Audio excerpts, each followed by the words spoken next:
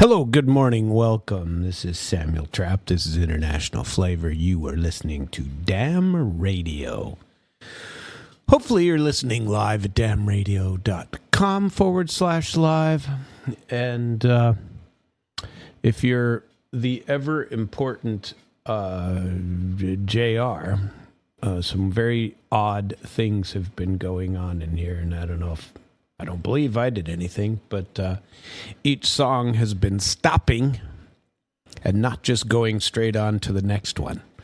Perhaps I've touched something that's not there. I have to stop and click to get it going on. So if you're aware of what causes that, perhaps you'll engineer me and figure out how that fixes going forward when I stop and go forward. I wonder, because the last 3 songs, fortunately I was here in the studio, but I assume it was playing all night. But when I came in here, it was empty.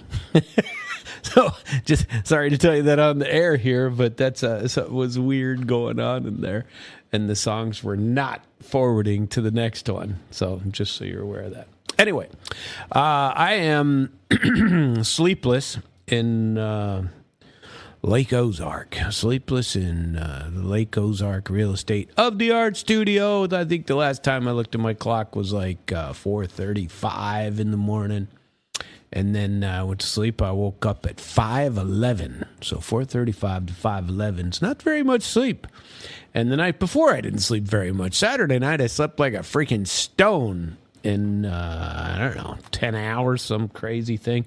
This is the nonsense of life that goes on. I've been researching what to do about that kind of thing. But that's not what we care about here on International Flavor. We care about other things.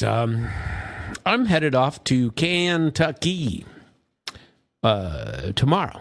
So tomorrow I will do the program in the morning for the greatest day in radio, and then in the afternoon I'm got a couple of appointments in the old city of Jefferson, going up to the old Capitol building, and then I'm headed off to Kentucky.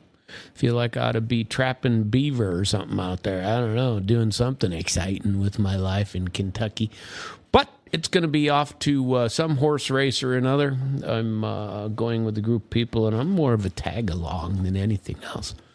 And I think we're going to have a good time. This is a good group of people. I like traveling with them. It's very much fun. So I shall keep you posted. And I may even do a show, get the show on the road. Maybe I'll find one of them to interview. Wouldn't that be funny? Let's see. I don't know. I'm actually tired of the Iran topic. It is such crock of shit. Pardon my French. With people torn apart by this and thinking one way or the other, and attacking civilian infrastructure. We have the old Trumpster saying he's going to tear apart all of their power. In Iran, still says Iran is losing. I don't think he is. He also says that they've got a deal. We've worked out a deal, but nobody says they have. Nobody. There's apparently been passing cryptic messages back and forth through Pakistan and some Pakistani guys, but they don't have anything going on in there. What in the world are we engaging in? Nobody knows. It's look at what Iran's saying. It's the exact opposite of what Trump is saying. Trump says they've already settled on the U.S. demands, and we don't even know what the demands are. He's got this 17-point plan soon to turn into a 22-point plan and mirror that what we got going on in allegedly going on in Ukraine, as somebody I know calls it. The old Ukrainskaya, the region of Ukraine. I got to thinking a little bit about those people I ran into on Saturday evening here at the lake, hanging out, having a good time from a foreign country. Okay. And I told you about them. You know, they were from Litva. You know, it's unbelievable. You know, it's just like when I was in Lithuania last year, and I told you about that. And you get into a Yandex or an Uber or whatever, and you're going to be getting a ride around in your Uber, and the guys have, you know, they'll have a Ukrainian flag up in the inside of their cab or whatever, and they won't speak to you in Russian. If you speak to them in Russian, they treat you like shit. And it's nuts. They don't speak English. They don't want to speak. Well, their English just sucks, you know. And you don't. My Russian, well, hell, their Russian is far better than their English, and they speak. You know, I don't speak Lithuanian. I don't speak Latvian, in any of those Baltic republics, and I am so offended by what. I mean, look what Europe has done to itself, in all seriousness. The rest of the world, starting with Ukraine, is supposed to, I don't know, hate. So you cannot, they've backed themselves into this corner, okay, where you cannot even speak to a Russian. And so the point where Ukraine was literally killing ethnic Russians in the Donbass from 2014 to 2022. I mean, it's a fact, and it's a well-established fact. There was a referendum. The referendum didn't go the way of Ukraine. Russia supported the people who wanted to be separatists. There were two different efforts through the Minsk agreements, to Minsk Accords, to allow them to self-rule, similar to what Moldova did in Transnistria, and to have a Russian region of a former Soviet republic, and allow those Russians, which are huge amounts of ethnic Russians, far greater percentage, at least in the Donbass, than you had of Ukrainians, to allow them to either rule themselves. Russia wasn't trying to take over, has never been trying to take over the areas of Crimea, Zaporozhye, Kherson, Lugansk, Donetsk. That's Transnistria, even. Odessa, even. And Odessa is the same thing. That is ethnically Russian for centuries. Not ethnically Ukrainian, regardless of the fact that for the last, at least especially the last 15 years, with all the NGOs, have been destroying anything Russian history-wise for the next generation, and destroying anything Russian speaking-wise, so that you don't, turning it into the, gee, we've been fighting for our independence forever. Well, with the Nazis, sure, you were. And the horror story of what they have done to those countries that have such a very rich history, at least in the last 100 years, and even more rich before that, the Pole, Lithuania and the Brest area of going into Belarus and going in, Poland, Belarus, Lithuania, that those are all of those places overrun back and forth in here and there. Hundreds of years, okay, of that type of overrunning each other history.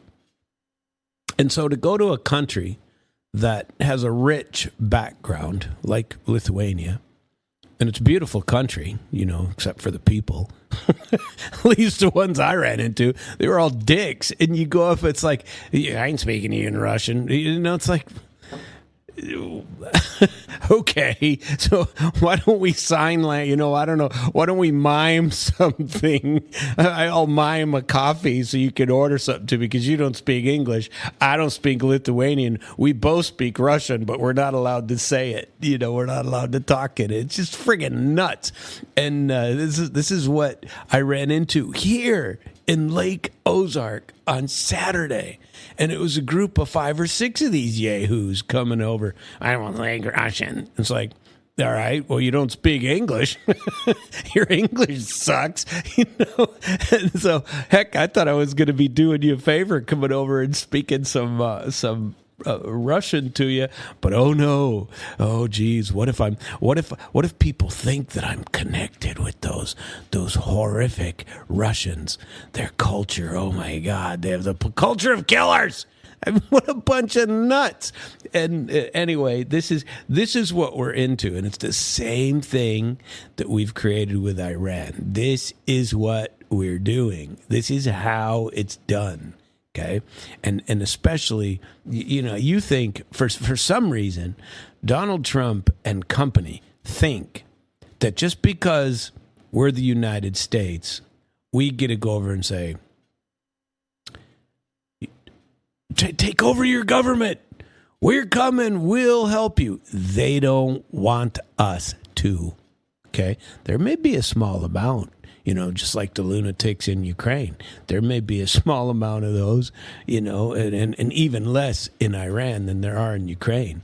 But, the deciding who you're going to hate is not going the way that we had it planned, is it? Here's Trump saying, we won, it's over, we won. You got Hegseth and Kane and these nuts getting up there and saying, oh yeah, we've already won. I don't understand why the Strait of Hormuz isn't open. I don't get it. We've already won. Why the hell, if we've already won, why the hell you keep having to escalate? If we've already won, why in the hell is oil and natural gas and lithium and, helium, a bunch of other stuff that come through that port, why is it only being allowed to flow through to India, to Pakistan, to China, to come out through that way? How come the Straits of Hormuz is still, how come it's still closed? If you look at what Iran is saying, they're saying the exact opposite of what Trump is saying.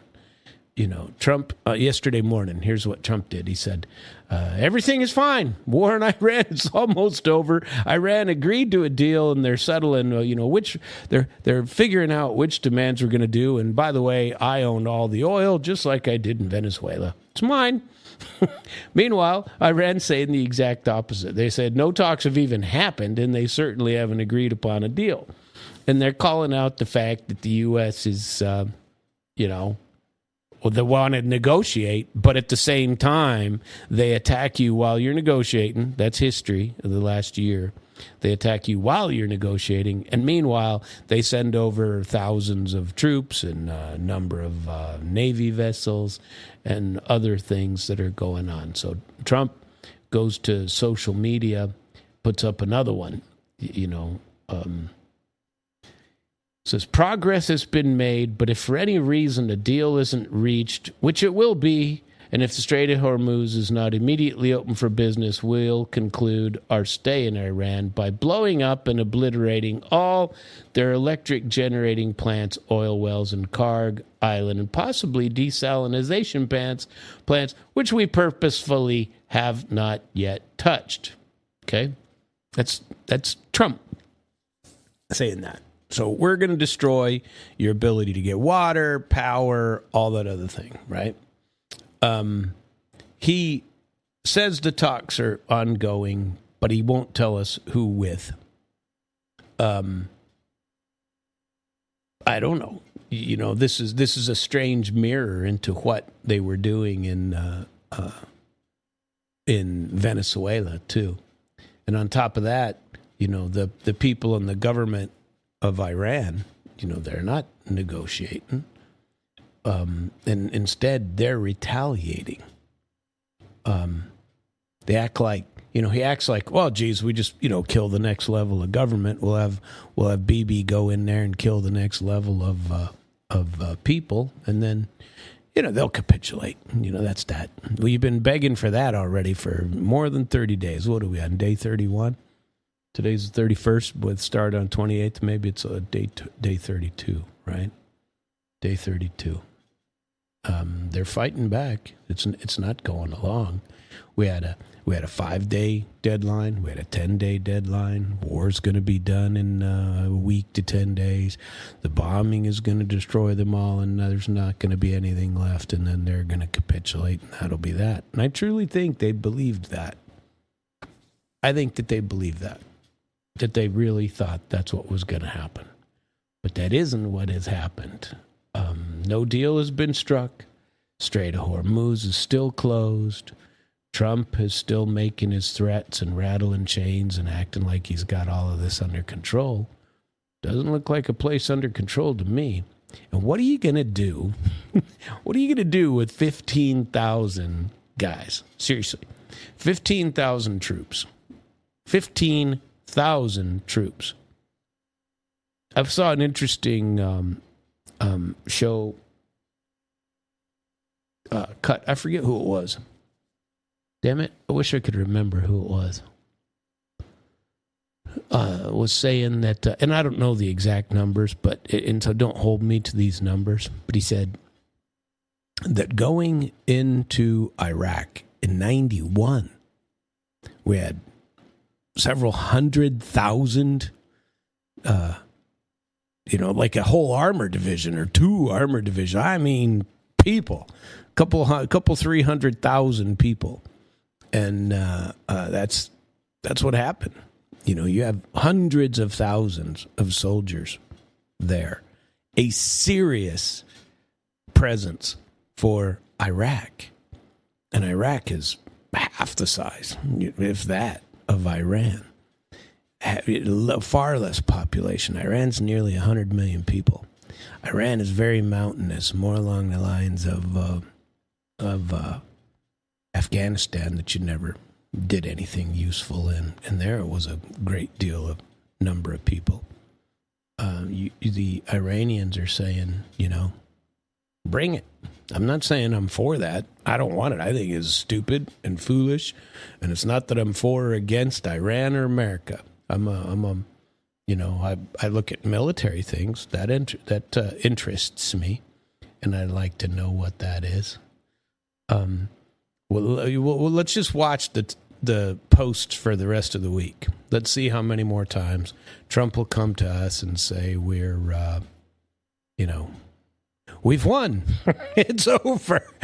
We have a capitulation. He's trying to buy time and keep everybody calm so the markets don't collapse further than they already have. And I don't know. He says, what else did he put? The oil industry and him taking over Venezuela, right? Here's a Trump quote. And he says, to be honest with you, my favorite thing is to take the oil in Iran. But some stupid people back in the U.S. say, why are you doing that? But they're stupid people.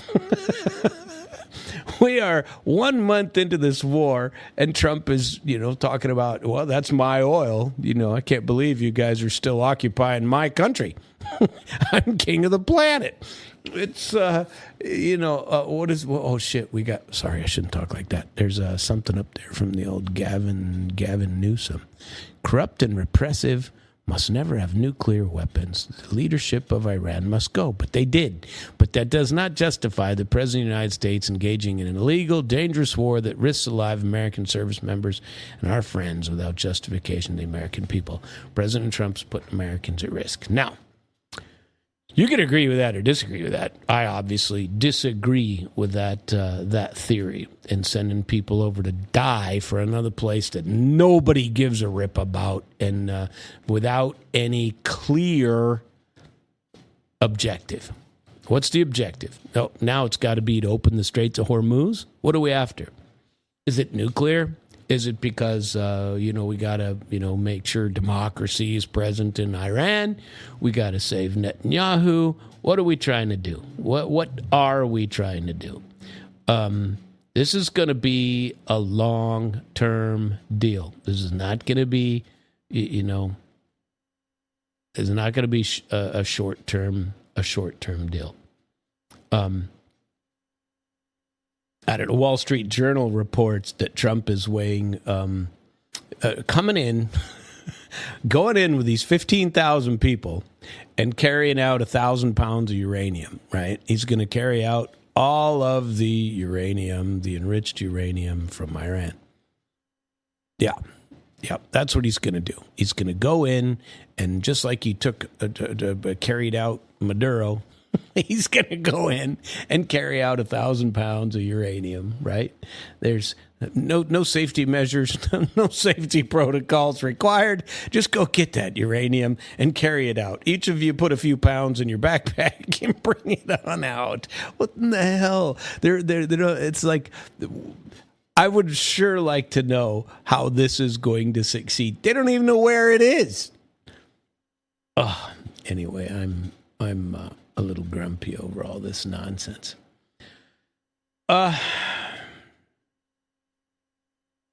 Marco Rubio says they want to control the Hormuz, the Straits of Hormuz, like forever.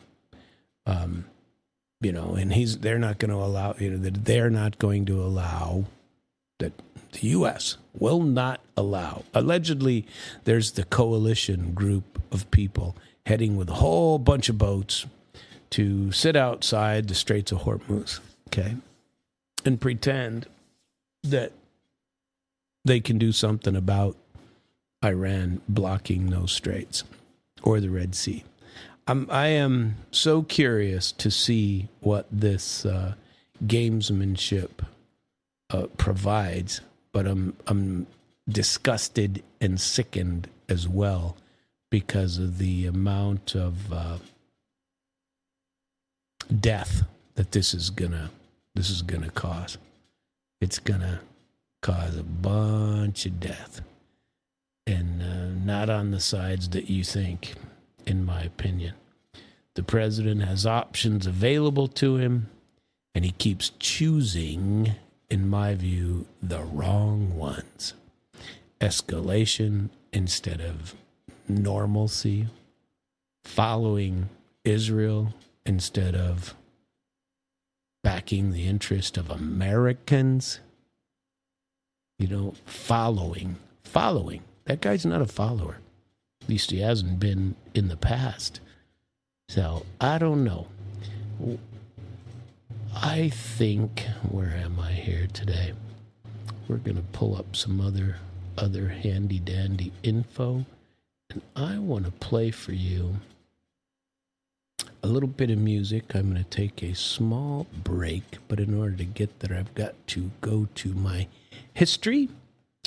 And here it is. This is the history. I like this sort of music, and I'm going to play it for you if I can get to it. Well, maybe not. Apparently I've played far too much music, and I can't get to what I was looking at before. Who in the world is playing all of this? Where is this coming from? That's not me. Maybe it just runs in perpetuity when you have it out there. We have some Tatiana Kurtikova, but that's not what I wanted to play for you. And, yeah, it was definitely yesterday that we listened to it. And we are going to get there.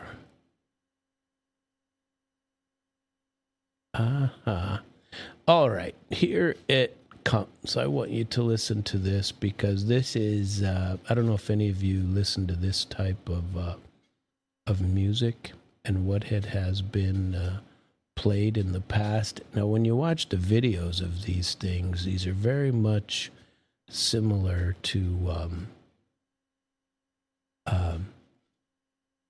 I'd say somewhat American Indian stuff. No, it's not, but it seems like it is. And I want you to listen to this, because this is really cool music, in my humblest of opinions. Here we go.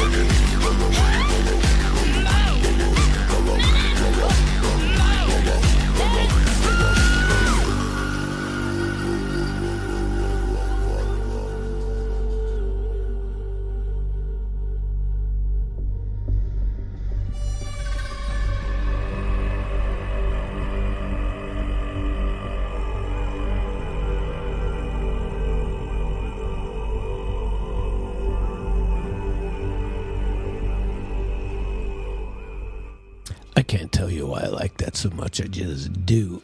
Now, the first time I'd heard that, I was in either Uzbekistan. I think it was Uzbekistan, but it might have been Kazakhstan. But I don't.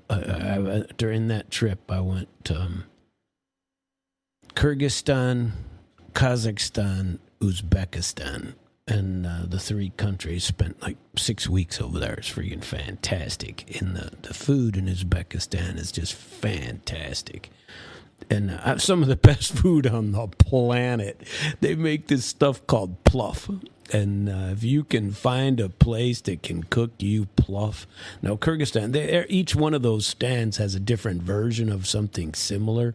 And since it's Asian, basically, it has, it's like put in a huge wok. But it's not really a wok. It's a great big, oh my God, it's like a community bowl that'll feed like, I don't know, 60, 80 people. And they make these huge amounts of pluff, and you watch them do it. And then some of them in the traditional dress and whatnot from the Uzbek or Kazakh or people that have been there for centuries, in that area. And it's pretty interesting because they wear a lot of the traditional clothing, in my view, reminded me of Indian types of clothing. And everybody says that the American Indian came across the Bering Straits, from the Asian world and was part of the nomadic and roaming tribes that covered that area, and wandered over there. And I assume that they've got, the Russia and the Bering Strait thing. I've gone into that history before. And the music, the culture, the thousands of years of history that go on over there. Another stand, it's near Pakistan. It's near, it's an interesting, the cultural differences are friggin' amazing. And you're not going to solve any cultural wars, between Iran, Pakistan, Afghanistan, India, China, any of the, Georgia, Azerbaijan, any of those places that you're going to resolve. Tajikistan, that you're going to resolve in any time without having to consider the history of where you came from. And the unfortunate part is, and the tie-in to this is that we never, ever consider that from anybody else's point of view. We only consider it from, we're America. We're America. Of course, everybody wants to be an American-based democracy, a European-based democracy. Didn't we, we being descendants of England, didn't, as a country, I mean, didn't we rule India, Nepal, all those places over there, Sri Lanka, Bangladesh, all of those places were colonies, basically, of the French, of the Dutch, of the British, of all those people. And a lot of them, how long did it take them to ease out? India, still supposed to be subordinate to us. Is that what's supposed to be happening? China, still supposed to be subordinate to us. We're supposed to come in and cause all kinds of problems, bringing in Georgia. Georgia, the country of Georgia and Azerbaijan and those countries, we're supposed to help them become members of NATO, the North Atlantic Treaty Organization. They are remotely close to the North Atlantic Treaty, or the North Atlantic. They're nowhere close to it. But if we can get in there and screw with them, we can, make sure that, Western democracy, a la Donald Trump, survives, and Joe Biden before him, and Donald Trump before him, Obama before them, and this is, all the way back to Bush 1, and in fact before that. But back to 91, when, you're out there trying to make sure that you get your chunk of the Soviet Union, and you help people like Latvia, Lithuania, Estonia, Belarus, you help them all foment their hate for Russia, whatever hatred you can bring up, fairly or unfairly, doesn't matter. That's what we're supposed to do. I'm not supposed to be out here saying, live and let live or anything like that. We're supposed to hate Iran. Why? Nobody knows, and except these decisions by people that say, "Oh, they're just evil. They cut their babies in half." You know, Donald Trump gets to get up there. They cut women in half, behead babies. You know, that's what they're doing. Well, you know, you could argue that America hasn't had all that colorful a history either. You know, when you go back, slavery, death of Indians. I mean, if you want to go back in history and talk about the, you know, where we come from, maybe we've got things that perhaps to other older countries like Iran, Persia, don't sound so positive for what you know, what they have, you know, their history and where they come from and who they are. I'm not saying they're correct. I'm saying it's not our fight. Same thing I said in Ukraine. And I believe, as a person who supported the old Trumpster, that he has damaged pretty much beyond repair my thoughts of him as a global peacemaker, which is what I was sold by him. I was sold that he wasn't going to start any more wars. That's what I was sold. And was it Rubio that said, no, we didn't say that. He didn't say there weren't going to be ground troops. Mark Levin goes, he didn't say there weren't going to be any ground troops. He didn't say that we weren't going to get involved in Iran, that we weren't going to take Iran out. He didn't say that. He never said that at all. And I want to find this for you again because it bears repeating. Of no new war, because he absolutely did it. And this is nuts what he is telling the world, and then he completely did a U-turn, and I do not appreciate that. I don't like it. And I sure would hope that nobody else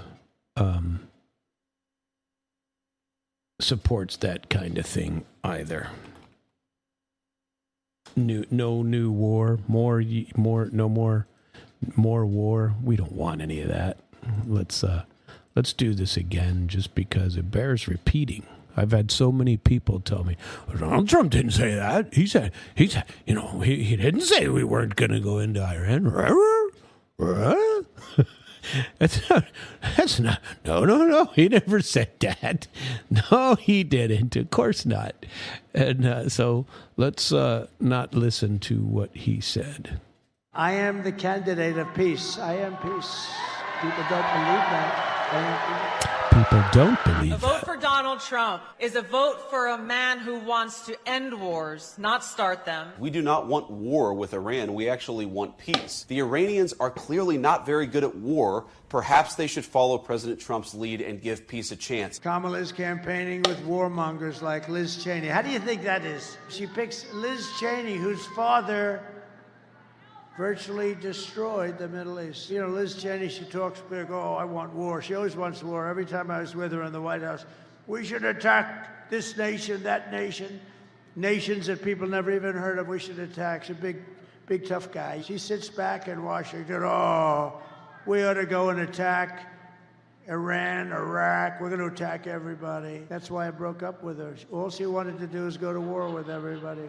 These war hawks, they want to draft your kids to die in wars, and they will never fight themselves. You know, we'll stay around the country for 15 years, just bomb the hell out of everybody, make everybody miserable. Nobody knows why we're there, you know, the wars that never end. These endless wars that we've been in, I've gotten us out of so many. We don't want to get into wars. We're tired of fighting. I'm the only president in the last 84 years that didn't start a war. Under Trump, we will have no more wars. No more wars. No more wars. We will.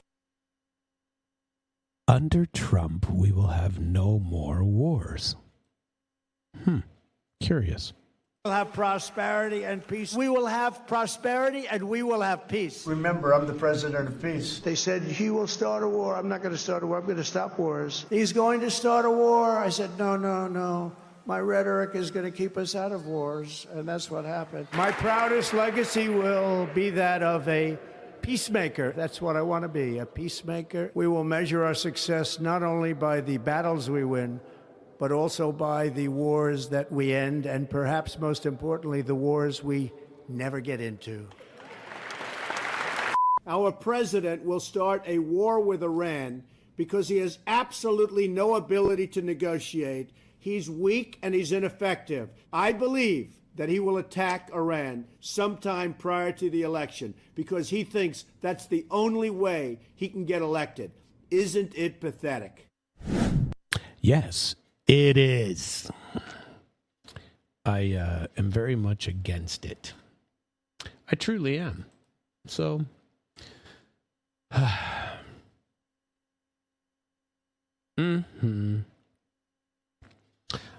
let's do one more thing.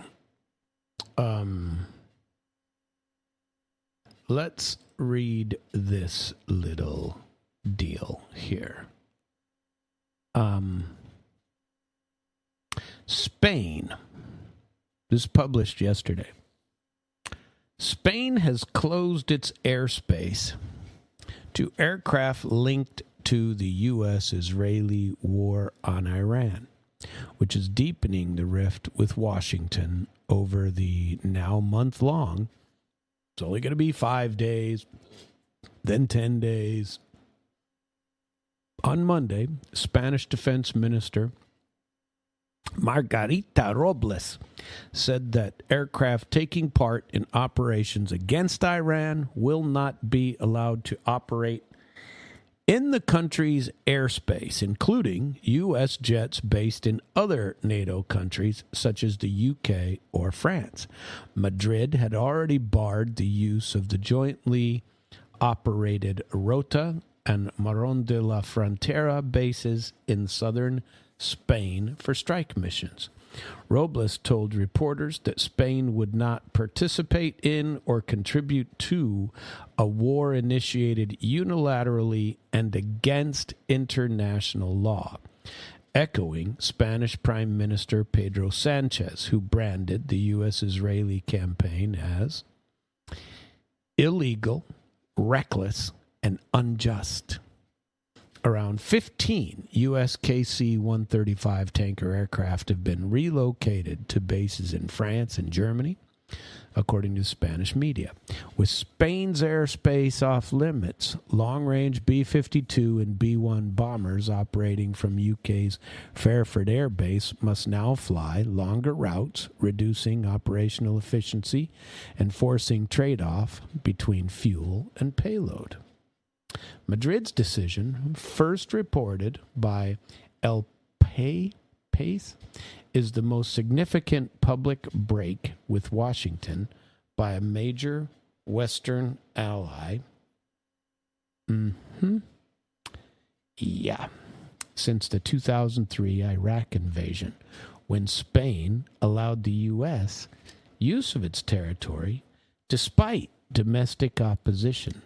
Spain has been among the most outspoken EU countries to oppose the Iran war, withdrawing its ambassador from Israel and downgrading diplomatic relations. Sanchez has repeatedly urged an end to hostilities, warning last week that it could have much worse consequences than the campaign in Iraq.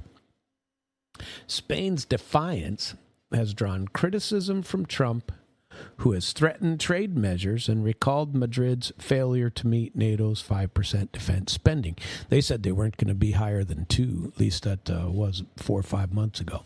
While closing its airspace and bases for missions against Iran, Spain says it remains committed to a broader NATO obligation and continues cooperation within the military alliance and the EU on other security issues. U.S. military aircraft can still use Spain's facilities under existing bilateral agreements for logistics and support of some 80,000 American troops based in Europa, in Europe.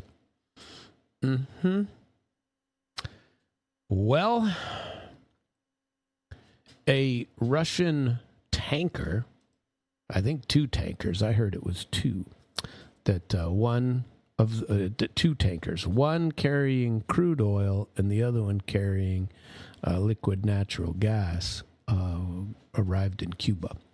But I don't have the details on the second one. This one is a short story. A Russian tanker arrived in Cuba to deliver humanitarian oil shipment amid months-long U.S. blockade that led to severe fuel shortages and recurring power cuts across the island. The reason I tell you this, you want to know what if I had to be a betting man, if I had to make a choice on what was going to happen in Iran, and I really don't want to vote for the fact that I believe that Netanyahu's going to throw Netanyahu. He's a Yahoo. I love war Yahoo. That guy will probably be the most likely to throw the nuclear bomb. So we got that. But if you want to take it a step back from that, here's Donald Trump's off-ramp, okay, where he can still claim victory. He makes a deal with Iran, backs off. Now, this is Sam thinking, I don't know, trying to come up with something positive out of this for the old Trumpster. And he won't get anything positive out of this. You know, he'll have to capitulate in some respects with what's going on in the Middle East. I think that is unfortunate but true. And I think what is far more likely is that Trump backs off, regroups, and in the meantime does his victory dance in Cuba instead. I saw an interesting article yesterday that said the Russian deliveries of fuel and of crude oil to Cuba are, they'll help out. They haven't had any new. They've blocked Venezuelan oil from getting there, the U.S. blockade, but the Americans are allowing the Russians in. They don't want to have a confrontation with Russia there right now. Can't afford that kind of thing, politically. And so they allow Russia to bring these things in, but it's a small amount. And, it's a long way off. And the theory was, my theory is, actually, after putting all this together, is that this is how Trump diverts attention. Because remember, you take a crisis and you end it by diverting attention somewhere else so that people don't recognize how badly you cocked it up in the Middle East. You divert everything over to Cuba. You take over Cuba and you go, yeah, we're focused back on our West. Hegseth yesterday, was it yesterday or Sunday? I don't remember, but he put a new map up of the Western Hemisphere, included the U.S. sphere of influence, includes Panama, includes Venezuela, includes Cuba, includes Greenland, all of Canada, and the Arctic Circle up above it. And this is Hegseth and his Department of War. Geez, well, this is us. We're in charge. Well, all right. If you want to, if you're going to have to go to regional, which I believe ultimately we're going to have to go to regional powers, then a focus on the Western Hemisphere. And that would be a way to ease out and divert all attention away from Iran. Say, well, we don't give a crap about that. You guys, we're no longer going to try to control the Straits of Hormuz or the Red Sea or anything like that. We got our own fuel, and we've stolen all of Venezuela's. We still have all the Western Hemisphere. It looks like you guys are on your own. You deal with Iran. But that would mean the abandonment of Israel. But right now, what is the off-ramp for the old Trumpster? I mean, seriously, how do they get out of this? They're stuck. It's either escalation or capitulation. Escalation or agreeing, something. I'm curious to see what happens. But this Russian tanker, I think that's something that needs to be folded into the mix. Russia's energy ministry reported that the Anatoly Kolodkin, which was carrying 100,000 tons of crude oil, docked at the port of Matanzas and waits to be unloaded. Despite the Coast Guard, U.S. Coast Guard, being present, the Trump administration did not order those vessels to act. What could the Coast Guard do? Seriously. Barring orders instructing it otherwise, the Coast Guard planned to let the tanker reach Cuba as of Sunday, said the source. The Russian tanker, blah, blah, blah, blah, blah. U.S. President Trump has repeatedly threatened tariffs on countries exporting fuel to Cuba. But speaking to reporters on Air Force One, he confirmed that Washington had allowed the Russian tanker through on humanitarian grounds. We don't mind having somebody get a boatload because they need to survive. He said, I prefer letting it in, whether it's Russia or anybody else, because the people need heat and cooling. However, Trump said he still expects Havana to fail soon, saying that the U.S. would be there to help it out. Right? And the Caribbean nation has faced severe fuel shortages because Trump blocked it. That's really helping him out, right?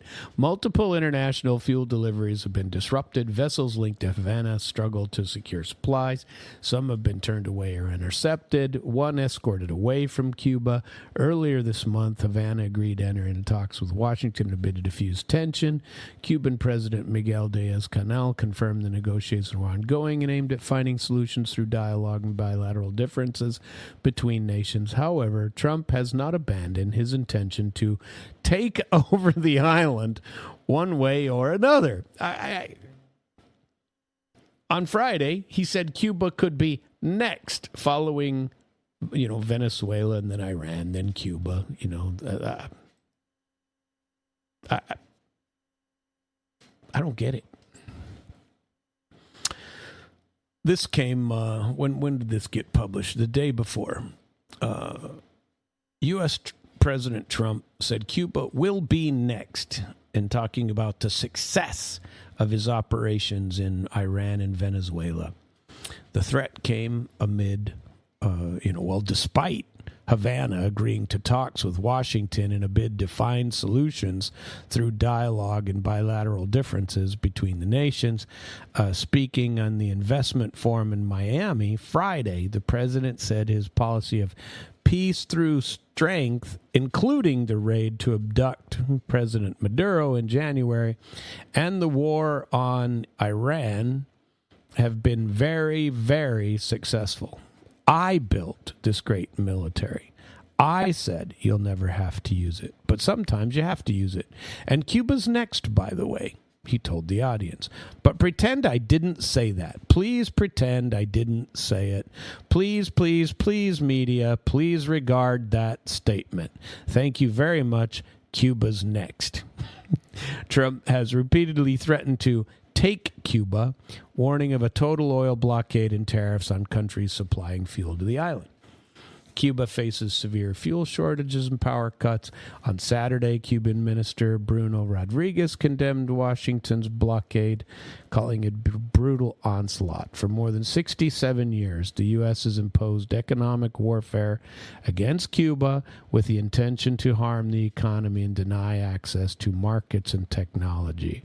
This is a ruthless aggression against an incompetent, supposedly incompetent Cuban government. Cuba has launched nationwide civilian military drills involving reservists and part of its War of the People defense doctrine. Before the energy blockade, daily life for most Cubans was defined by scarcity. The average salary is about 6,830 Cuban pesos per month, which is about, an informal exchange is about $30 a month. Families have long relied on remittance sent from relatives abroad.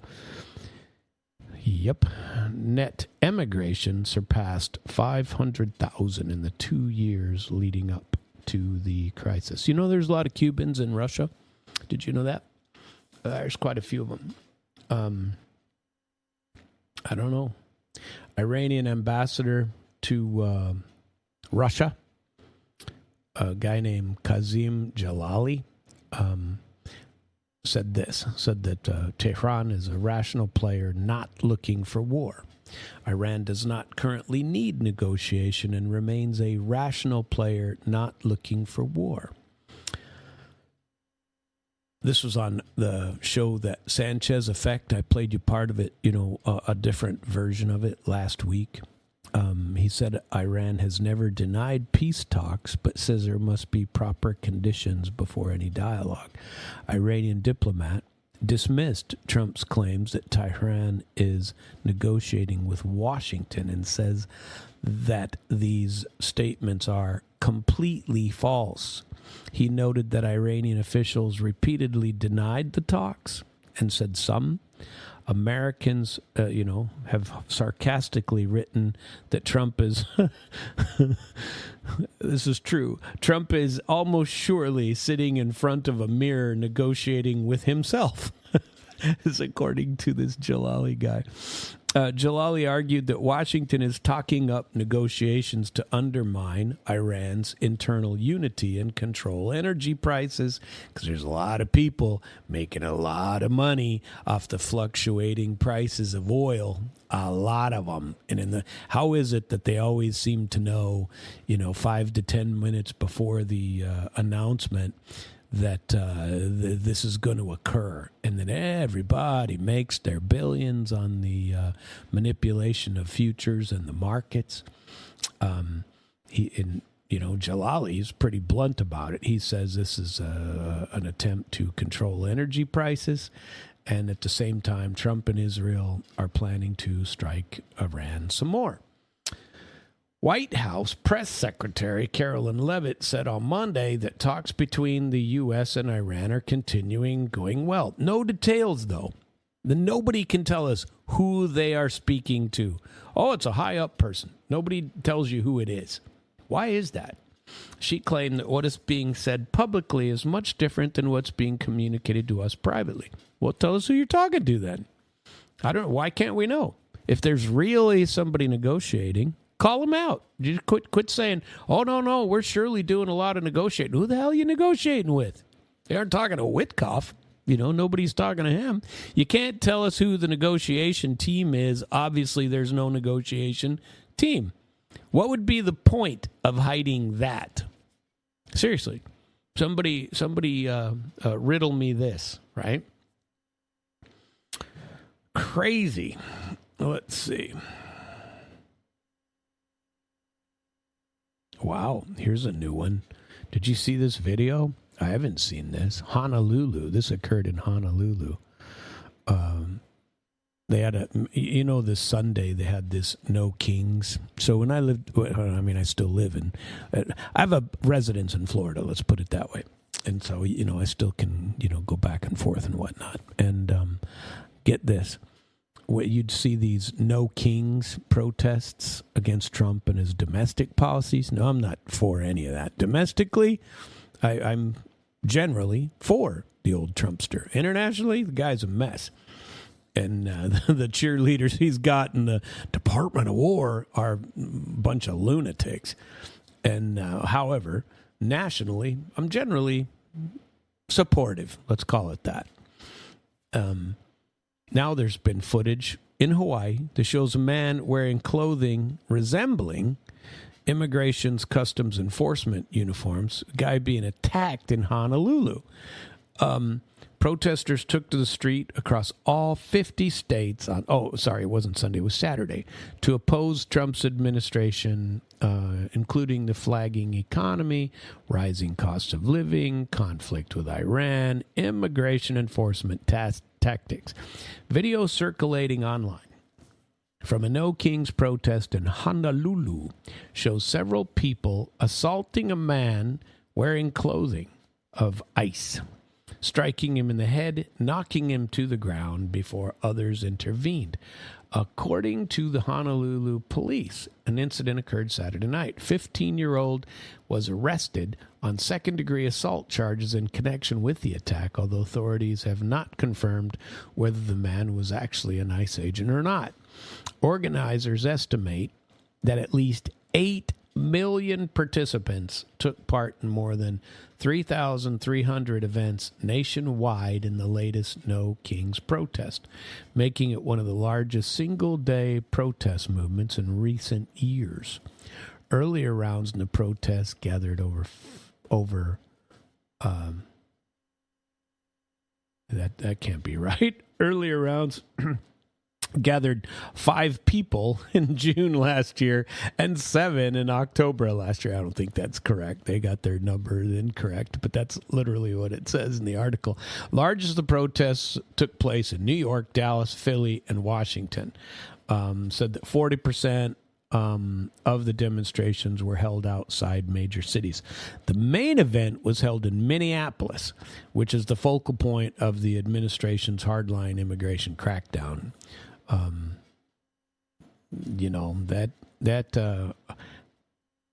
do I want to put this? I don't want to say anything negative or too positive about it. I think the militarization of ICE, I don't really care for, but, generally I'm supportive of people not being in the country, illegally. Had an interesting conversation, so I'm going to talk about this on Friday in my Civic Outlaws, and I'm working on this article, and I wanted to put this information out there. In the last few days, there have been quite a bit of commentary and stories about, once again, ATC coming out, and this time talking about granting licenses for alcohol licenses to illegal immigrants, to people who aren't even citizens, and that they're so one of the big things that we fought and have been fighting and will continue to fight is this nonsensical.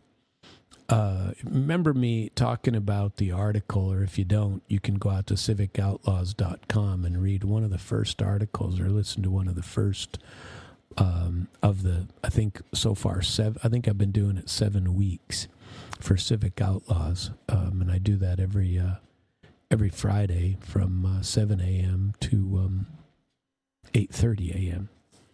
And one of the first ones talked about how in this court hearing in December, the Attorney General's office was talking about the use by Alcohol and Tobacco Control of somebody's character and saying, well, they're breaking the law.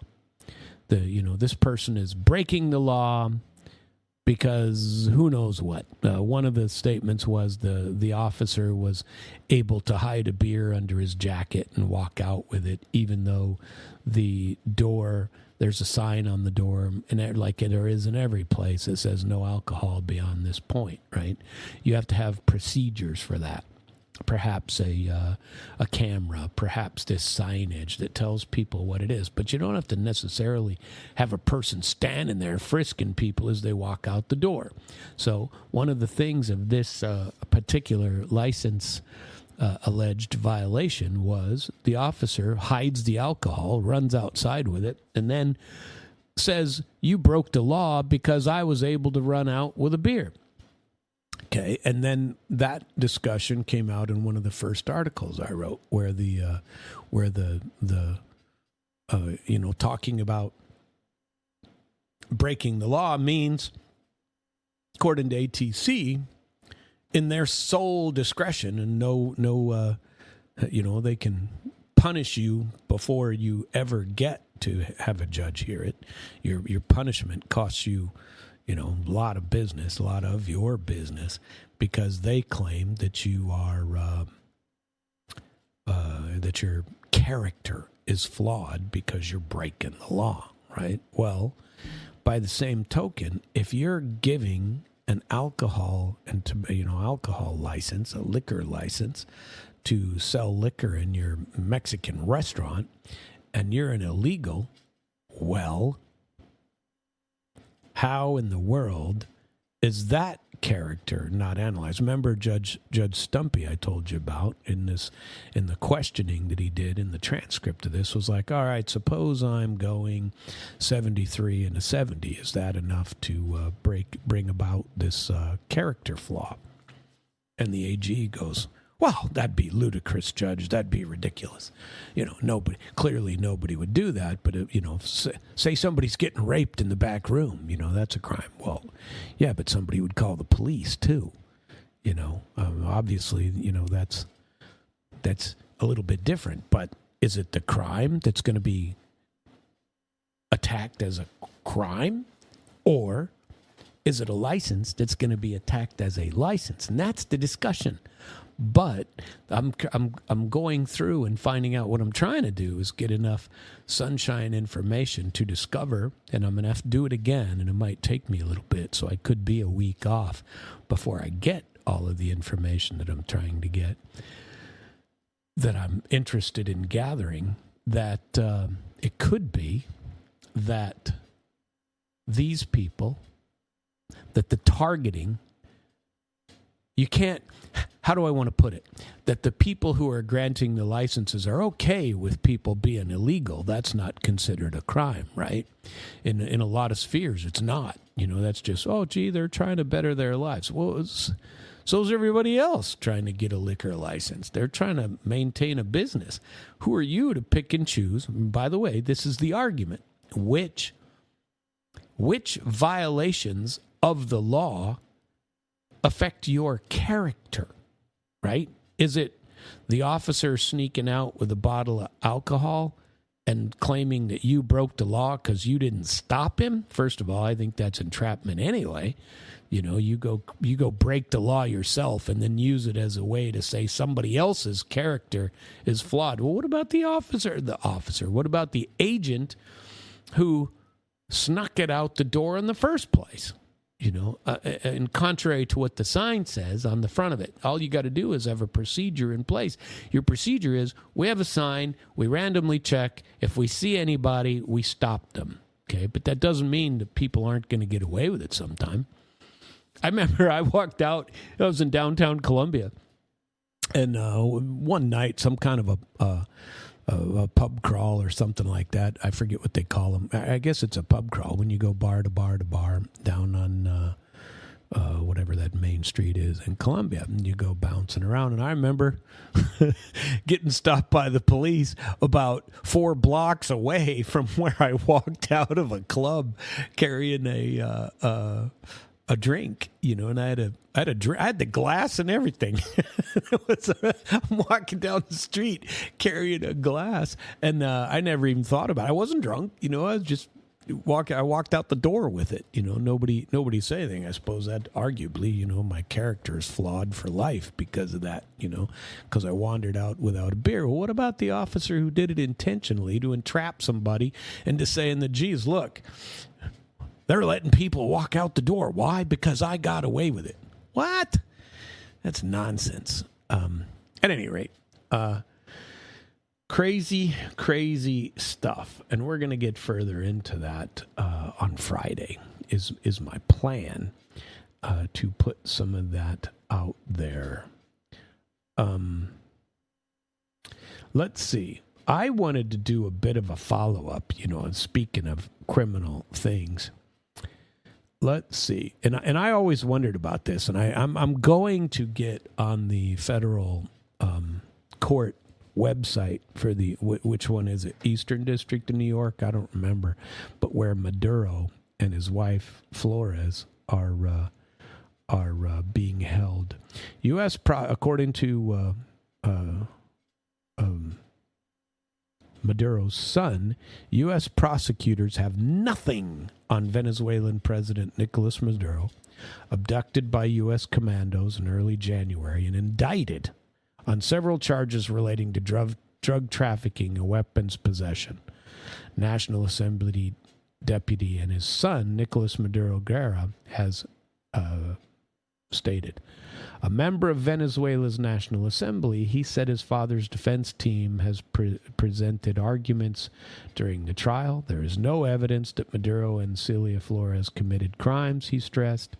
The Venezuelan president and his spouse face charges of narco-terrorism conspiracy, cocaine importation conspiracy, possession of machine guns,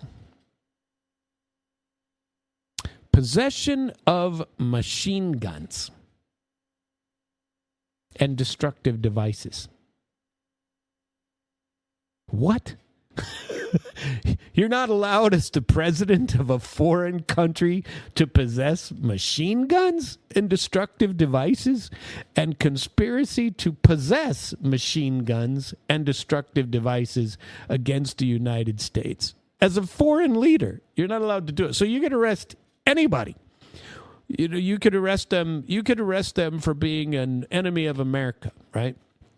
So arguably, if you could figure out how to get into Iran and you didn't just blow them all up, you could get in there and arrest any leader that you wanted to that possessed a machine gun.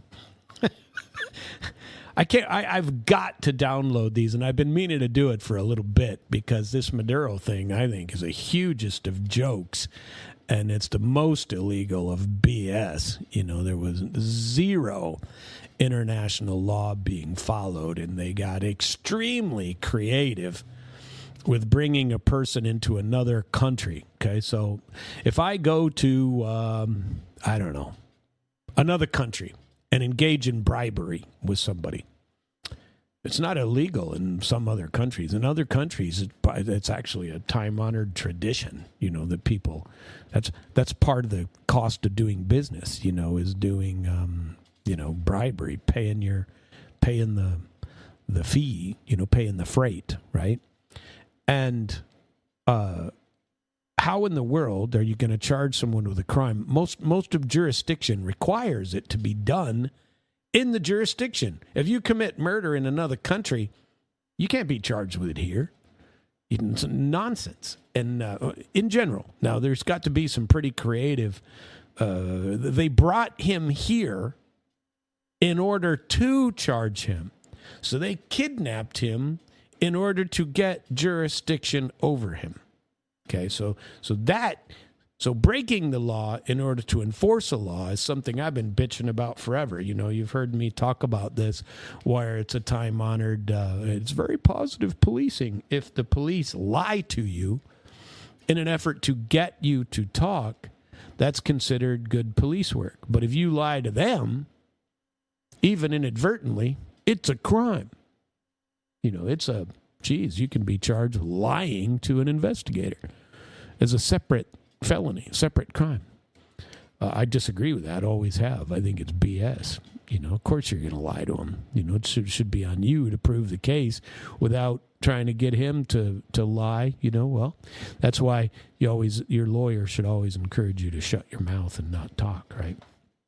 So, let's see. The Venezuelan president and his spouse face charges of, all these things, and both entered their not guilty plea. The U.S. has long accused Maduro of having links to drug cartels and has flooded America with narcotics while refusing to recognize him as a legitimate leader in Venezuela and offered a $50 million bounty for information leading to his arrest and conviction. The Venezuelan president vehemently denies the accusations, argues that Washington has been using them as a pretext for military aggression with a view to toppling a government. Last month, Venezuelan Vice President Rodriguez, who assumed power, emphasized that Maduro remains Venezuela's legitimate head of state despite his capture. Speaking in January, Russian Foreign Minister Sergei Viktorovich Lavrov characterized Maduro's abduction by U.S. as a flagrant violation of international law. By the way, it is. He said at the time that the assessment was shared by that his assessment is shared by an overwhelming global majority, and that is actually true. Most people think that what occurred in Venezuela is completely illegal and not remotely in keeping with international law. It's just not there. And so, that's bad news. Let's see. We're going to go back to the Middle East for a little bit. Kuwait has accused Iran of carrying out an attack on one of its combined power and desalination plants on Sunday. This nation, Kuwait, depends heavily on industrial production to meet its fresh water needs. The purported strike killed one worker, who's an Indian national, and caused extensive damage to a service building. The authorities have not disclosed which facility was struck or whether electricity or water produced has been disrupted.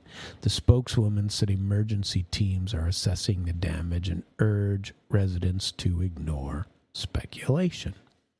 Tehran hasn't responded to the accusations, but Iranian media reported a fire at the Sabaya power plant, mistakenly identified it as the Doha West facility, another combined power and desalination plant 50 kilometers away. So how crucial is the Sabaya facility? Kuwait operates 6 government-owned thermal plants that produce both electricity and desalinated water. The Sabaya plant, which was launched in 1998 and expanded several times since then, generates 5,300 megawatts of electricity per hour and roughly 340,000 cubic meters of water a day.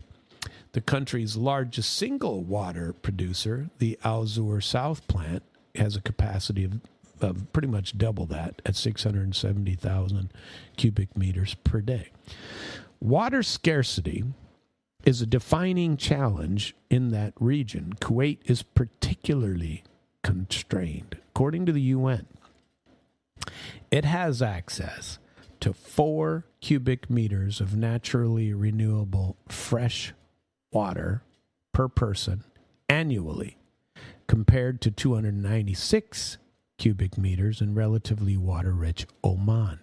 Modern living standards require about 1,700 cubic meters per person per year, according, accounts for all their needs, from thirst to food to, whatever. Desalination supplies a large share of this drinking water, ranging from 42% in the UAE to 99% in Qatar. Industrial operations such as data centers and petrochemical facilities further drive this demand. The GCC countries have been heavily investing in desalination after the 79 oil crisis with their surplus wealth. While thermal desalination remains important, seawater reverse osmosis, which uses membranes to remove salt, is the dominant technology. Today, more than 3,400 desalination plants operate across the Gulf that produce 22 million cubic meters of water daily. 1/3 of global capacity, desalination capacity anyway. So the region's reliance on desalination, combined with limited shortages, especially in Bahrain, Kuwait, Qatar, make these systems highly sensitive to disruption, and major damage can quickly escalate into a humanitarian emergency. Let's see. The U.S.-Israel regime change war against Iran. How do you like that? That's like Vladimir Putin's unprovoked aggression into unprovoked war into Ukraine. Well, here we say it now. Now this is what you have to say. The U.S.-Israeli regime change war against Iran has already seen incidents affecting critical infrastructure. Debris from Iranian drones and missiles cause unintended damage at UAE's Fujairah F1 plant and Kuwait's Doha West facility. Iran accuses the U.S. of striking its desalination plant on Qasem Island, saying the attack threatened water supplies for 30 villages. Foreign Minister Araghchi called it a precedent and a dangerous move with grave consequences. The following day, Bahrain reported an Iranian drone hit one of its plants. The incident coincided with major emergency in Tehran after Israeli strikes hit oil storage, residents in the Iranian capital, breathing difficulties due to toxic smoke. Have you seen the, phosphorus that they're releasing into the air? The Israelis are bombing with phosphorus, burning people's lungs and whatnot. Not good. During the 91 Gulf War, Iraqi forces damaged Kuwaiti water facilities before being driven out by the U.S. forces.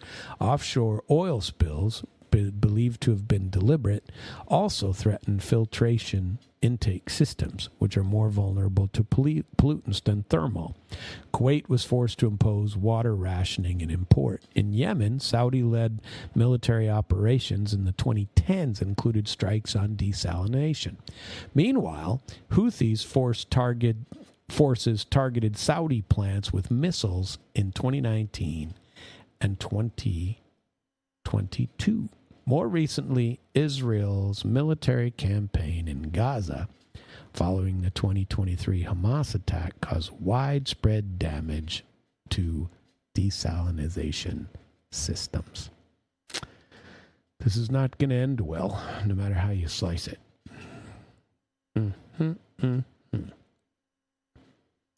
Yeah. Where are we? Oh, yeah, there was a spy captured in or expelled from Russia.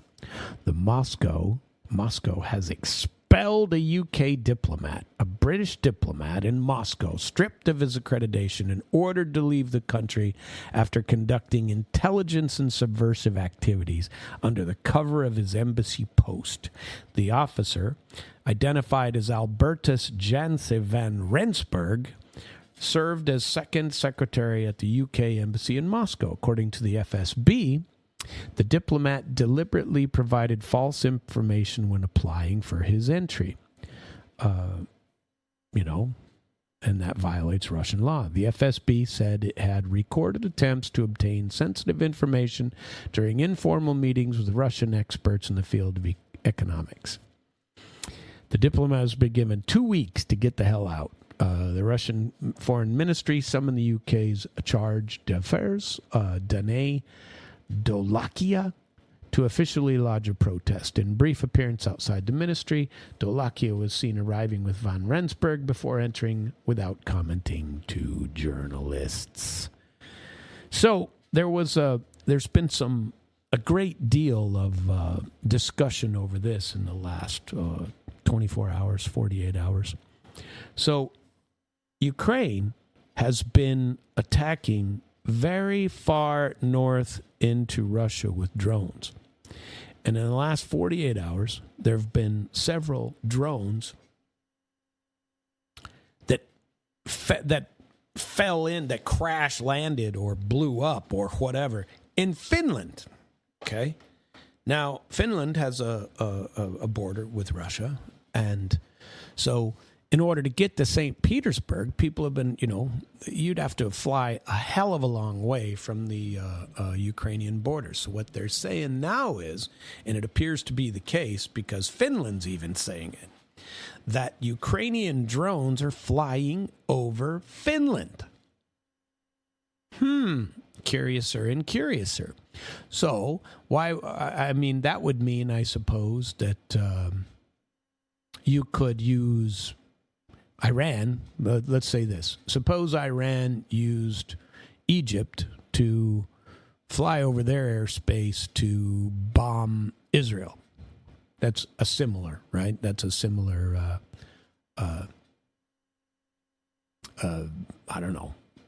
method of attacking into Israel, right? You don't have to ballistic missile over way up in the air or anything. You can go use the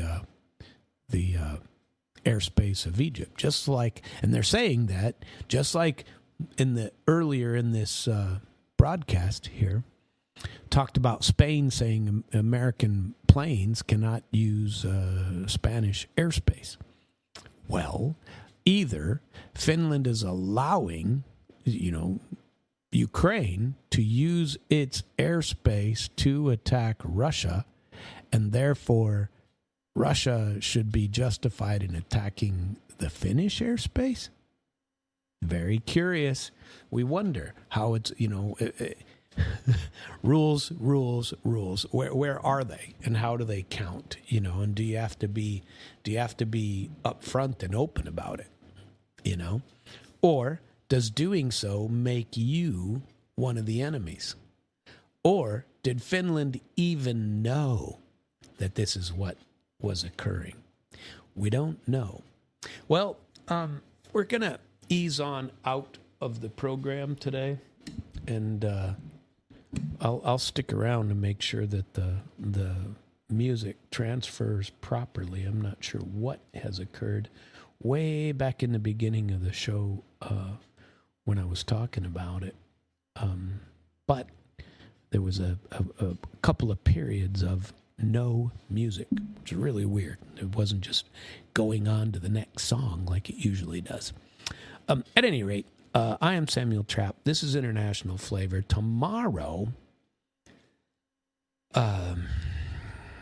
is Wednesday. And you know what that means here at damradio.com/live. It's the greatest day in radio. Many shows, many things to discuss and to talk about. Many programs to review with us if we go to the schedule and look at what is going on tomorrow. Today, we have JR coming in for the really big shoe at 2 p.m. And after that, we have the Search Solutions with Josh Butterfield after that. Tomorrow, we have me with International Flavor. We have the Damn Schwag with Jimmy Tebow. We have Gabby Hayes' show. He's been on a roll lately. Very good to listen to. Oh, looks like he's got a special guest, Willie. Plain old Willie. I don't know what that means, but that'll be Willie or won't he? I don't know. But he's got a special guest named Willie. Then we have the really big shoe with JR. We have Search of Solutions. And then we have the Ike Skelton radio program. All coming up for you tomorrow, April 1st, which could be April Fool's Day in some countries. And you should definitely participate. What would it be in the 1st of April? Many things going on, and that's Wednesday. Then Thursday, I can't decide if I'm going to do my show or not. I may be traveling. I'm going to try to, but I'll be in Kentucky by that time. And then Friday, I do plan on doing my my show for Civic Outlaws. I will be on from 7 a.m. to 8:30 a.m. for Civic Outlaws. And so I hope to have that article created for you and go over the lot of interesting things going on. I intend to check out the, like I told you earlier, the granting of liquor license to illegal aliens. I want to review some of that. And I also want to talk about the beating up of the marijuana licensing or regulation agency, the Missouri's regulation that has been obvious, well, according to the court, the appellate court, Western District of Missouri, that has been quite the failure, that they haven't been consistent in what they're doing. So I hope you join us tomorrow for that discussion. Well, on Friday for that discussion. I hope that you continue to listen to damradio.com/live, and be sure to stay tuned for tomorrow, or listen to all of the good music when talk is not occurring. It's great music on this station. So continue to listen. Have a very beautiful mid-Missouri day.